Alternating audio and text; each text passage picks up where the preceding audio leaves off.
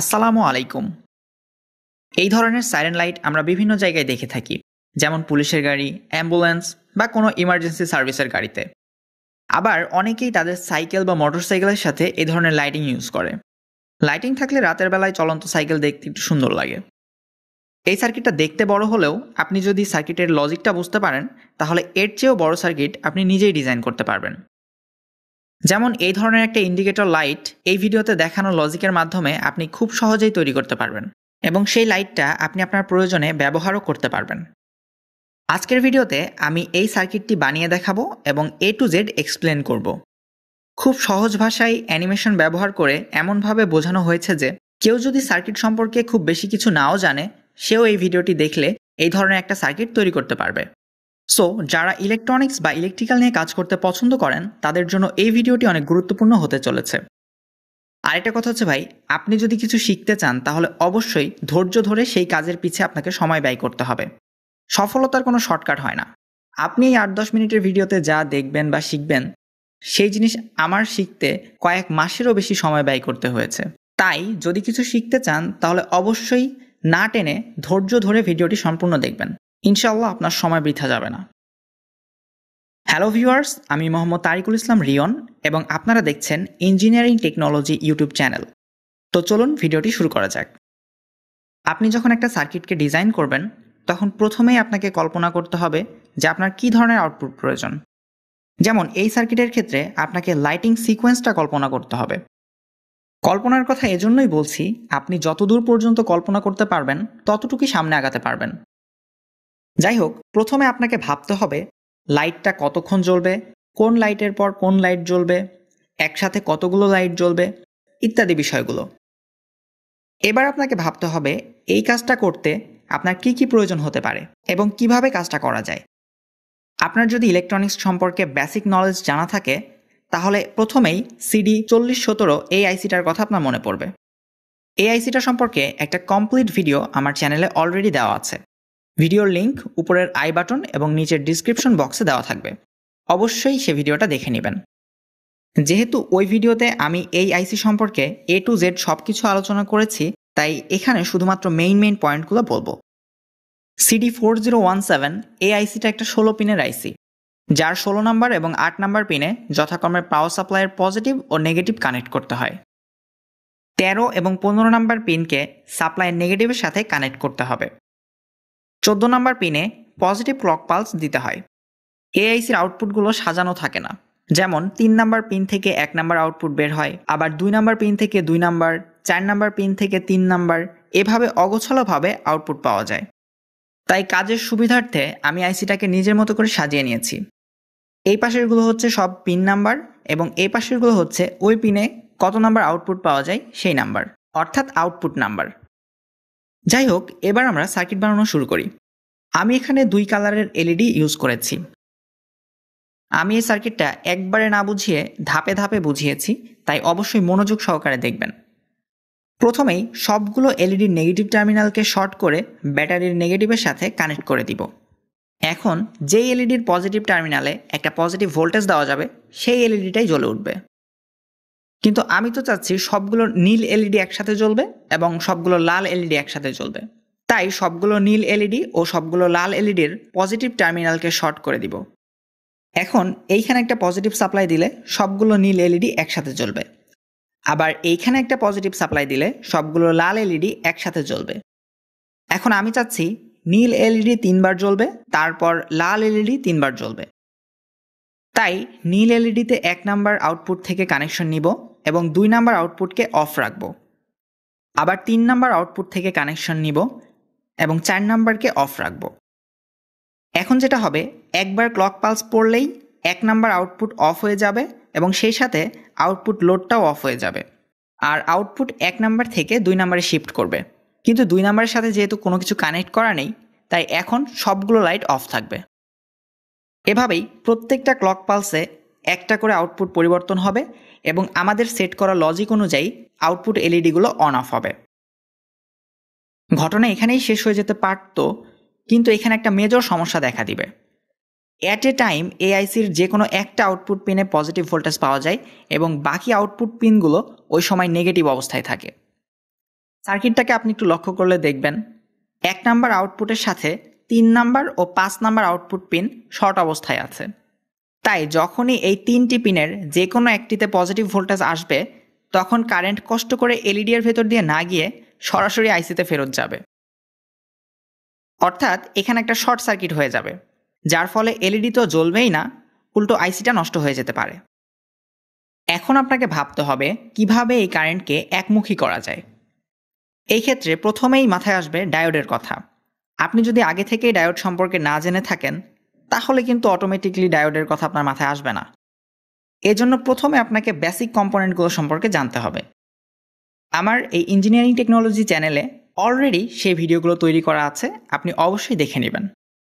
যাই হোক, এখন ডায়োড লাগানোর পরে ফরওয়ার্ড বায়াসে কারেন্ট আসতে তো পারবে, কিন্তু বাকি ডায়োডগুলো রিভার্স বায়াসে থাকার কারণে সেই পথে আর কারেন্ট আইসিতে ফেরত যেতে পারবে না। সেজন্য কারেন্ট বাধ্য হয়ে এলইডিগুলোর ভেতর দিয়ে প্রবাহিত হবে। এইবার একটা কমন সমস্যা দেখা দিবে, সেটা হচ্ছে এলইডির চেয়ে সাপ্লাই ভোল্টেজ যেহেতু বেশি থাকবে তাই এলইডিগুলো নষ্ট হয়ে যেতে পারে। সেজন্য আপনাকে রেজিস্টর ব্যবহার করতে হবে। এখানে কত ওহমের রেজিস্টর ব্যবহার করতে হবে সেই ক্যালকুলেশন সম্পর্কে আমার একটা ভিডিও দেওয়া আছে, আপনি অবশ্যই তা দেখে নেবেন। রেজিস্টর ব্যবহার করার পর আপনি আরেকটা সমস্যায় পড়বেন, আপনার এলইডিগুলোর আলো অনেকটাই কমে যাবে। ওয়েট, রিয়ন ভাই, আপনি মাত্র বললেন ওভার ভোল্টেজের কারণে এলইডি নষ্ট হয়ে যাবে, সেই জন্য রেজিস্টর ব্যবহার করতে হবে। কিন্তু রেজিস্টর ব্যবহার করার পর এলইডি তো ঠিকমতো জ্বলছেই না, এই বিষয়টা তো ভাই বুঝলাম না। আচ্ছা, এখন আমি এই বিষয়টা ক্লিয়ার করে দিচ্ছি। এআইসির আউটপুট কারেন্ট কিন্তু খুব একটা বেশি না, বড়জোর 20 থেকে 30 মিলিঅ্যাম্পের মতো হবে। এখন ধরেন কোনো লোড না থাকা অবস্থায় আইসির আউটপুট পিনে আসছে 5 ভোল্ট 20 মিলিঅ্যাম্পের কারেন্ট। একটা 2 ভোল্টের এলইডি বড়জোর 10 থেকে 15 মিলিঅ্যাম্পের কারেন্ট নেয়। তাহলে 5 ভোল্ট 20 মিলিঅ্যাম্পের কারেন্টে একটা 2 ভোল্টের এলইডি অবশ্যই নষ্ট হয়ে যাবে। সেজন্য আপনাকে একটা রেজিস্টর ব্যবহার করতে হবে।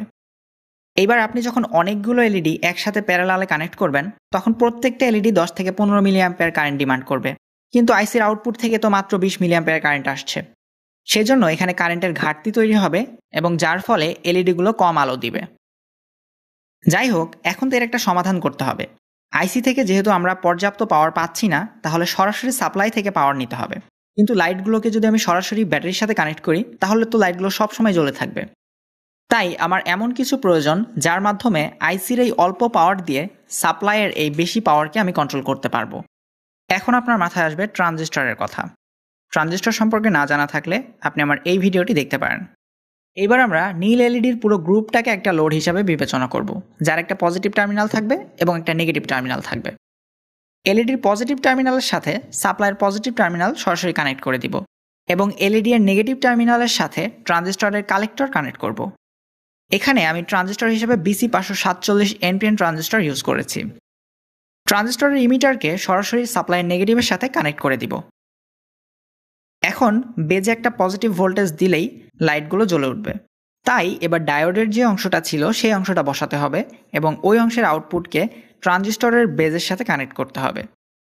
ইমিটারের সাথে যেহেতু কোনো লোড কানেক্ট করা নেই, সেজন্য বেস টু ইমিটার অতিরিক্ত কারেন্ট প্রবাহিত হয়ে ট্রানজিস্টরটি নষ্ট হয়ে যেতে পারে। সেজন্য বেজে একটা রেজিস্টর কানেক্ট করতে হবে। এখন নীল এলইডির কাজ পুরোপুরি কমপ্লিট। ঠিক একইভাবে লাল এলইডিগুলোকেও অন্য একটা ট্রানজিস্টর দিয়ে কানেক্ট করতে হবে। এবার প্রত্যেক ক্লক পালসে আউটপুট এক ঘর করে শিফট হবে এবং এলইডিগুলো আমাদের সেট করা লজিক অনুযায়ী অন অফ হতে থাকবে। এখন সবকিছুই ঠিকঠাক, কিন্তু তারপরেও একটা কিন্তু থেকেই যায়। আর তা হলো আপনি নিশ্চয়ই বারবার বাটনে ক্লিক করে ক্লক পালস দিবেন না। আপনার একটা অটোমেটিক সিস্টেমের দরকার, আর এই অটোমেটিক সিস্টেমটা 555 টাইমার আইসি ব্যবহার করে খুব সহজেই তৈরি করা যাবে। 555 টাইমার আইসি সম্পর্কে একদম A to Z এই ভিডিওতে এক্সপ্লেইন করা আছে, আপনারা অবশ্যই এই ভিডিওটি দেখে নেবেন। 555 টাইমার আইসির 4 এবং 8 নম্বর পিনকে ব্যাটারির পজিটিভের সাথে কানেক্ট করতে হবে। 5 নম্বর পিনের সাথে এইরকম একটা PF ক্যাপাসিটর কানেক্ট করে 5 নম্বর ও 3 নম্বর পিনকে সাপ্লাইয়ের নেগেটিভের সাথে কানেক্ট করতে হবে। 555 টাইমার আইসির 3 নম্বর পিনটি হচ্ছে আউটপুট পিন, সেজন্য এই আউটপুট পিনটিকে 4017 আইসির ক্লক পালস অর্থাৎ 14 নম্বর পিনের সাথে কানেক্ট করতে হবে। এবার 2 নম্বর পিনের সাথে একটা 330 মাইক্রোফ্যারাডের ক্যাপাসিটর কানেক্ট করেছি এবং ক্যাপাসিটরের নেগেটিভ টার্মিনাল সাপ্লাইয়ের নেগেটিভ টার্মিনালের সাথে কানেক্ট করেছি। ক্যাপাসিটর সম্পর্কে অলরেডি একটা ভিডিও আছে, আপনি চাইলে সেই ভিডিওটি দেখে নিতে পারেন। এবার 6 ও 2 নাম্বার পিনকে শর্ট করতে হবে। 6 এবং 7 নাম্বার পিনের মাঝামাঝি একটা ভেরিয়েবল রেজিস্টার কানেক্ট করতে হবে। আমি এখানে 1 কিলো ওহমের একটা ভেরিয়েবল রেজিস্টার ব্যবহার করেছি এবং 7 ও 8 নাম্বার পিনের মাঝে একটা 470 ওহমের রেজিস্টার ব্যবহার করেছি। 555 টাইমার আইসির আউটপুট কতক্ষণ অন অফ থাকবে বা কত সময় পর পর অন অফ হবে তা নির্ভর করে এই দুটো রেজিস্টার এবং এই ক্যাপাসিটরের মানের উপরে। 6 এবং 7 নাম্বার পিনের মাঝে থাকা এই ভেরিয়েবল রেজিস্টারটা ঘুরিয়ে আপনি এলইডিগুলোর লাইটিং স্পিডকে কন্ট্রোল করতে পারবেন। 555 টাইমার আইসির এই সেটআপকে মূলত অ্যাস্টেবল মাল্টিভাইব্রেটর বলা হয়। এর ভিডিও আপনি আমার চ্যানেলে পেয়ে যাবেন। এখন এখানে একটা কমপ্লিট সার্কিট ডায়াগ্রাম তৈরি হয়েছে এবং আপনি এই ডায়াগ্রাম দেখে আপনার প্রজেক্টটি তৈরি করতে পারবেন। এই ডায়াগ্রামের উপরেই আমার এই প্রজেক্টটা তৈরি করা। এই ভিডিওতে ব্যবহার করা লজিক এবং কম্পোনেন্টগুলো ইউজ করে আপনি এই ধরনের একটা লেফট রাইট ইন্ডিকেটর লাইট তৈরি করতে পারবেন এবং আপনার সাইকেল বা মোটরসাইকেল বা অন্য কোনো জায়গায় ইউজ করতে পারবেন। এই সার্কিটটার ডায়াগ্রাম আমি এখন দেখাবো না, এটা আপনাদের বাড়ির কাজ থাকবে। যদি নিজে নিজে তৈরি করতে পারেন তাহলে অবশ্যই কমেন্ট করে জানাবেন, আর যদি না পারেন তাহলেও কমেন্ট করে জানাবেন, ইনশাআল্লাহ আমি সাহায্য করব। ভিডিওটি যদি ভালো লেগে থাকে তাহলে অবশ্যই একটা লাইক, কমেন্ট এবং চ্যানেলটি সাবস্ক্রাইব করে পাশে থাকা বেল আইকনটি অল করে দিন, যেন পরবর্তীতে আমার আপলোড করা প্রত্যেকটা ভিডিও সবার আগে আপনার কাছে পৌঁছে যায়। আজকের মতো এ পর্যন্তই। সবাই ভালো থাকবেন, সুস্থ থাকবেন। আল্লাহ হাফেজ।